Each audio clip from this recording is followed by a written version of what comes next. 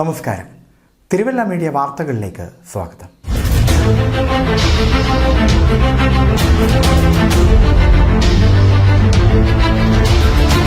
യാക്കോബായ സഭയുടെ നിരണം മുൻ ഭദ്രാസന അധിപൻ ഡോക്ടർ ഗീവർഗീസ് മാർ കൂർലോസിന് ഓൺലൈൻ തട്ടിപ്പിലൂടെ 15 ലക്ഷം രൂപ നഷ്ടപ്പെട്ടതായി പരാതി.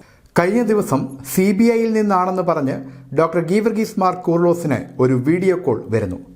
മുംബൈ സ്വദേശി നരേഷ് ഗോയൽ എന്നയാളുമായി ബന്ധപ്പെട്ട കള്ളപ്പണക്കേസിൽ മാർ കൂർലോസും പ്രതിയാണെന്ന് പറഞ്ഞ് വ്യാജരേഖകൾ കാണിച്ച് ഭീഷണിപ്പെടുത്തി.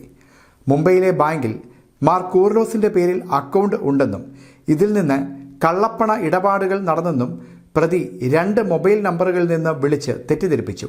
അങ്ങനെ ഓൺലൈൻ വിചാരണ നടത്തിയെന്നും പണം ആവശ്യപ്പെട്ടെന്നും പരാതിയിൽ പറയുന്നു.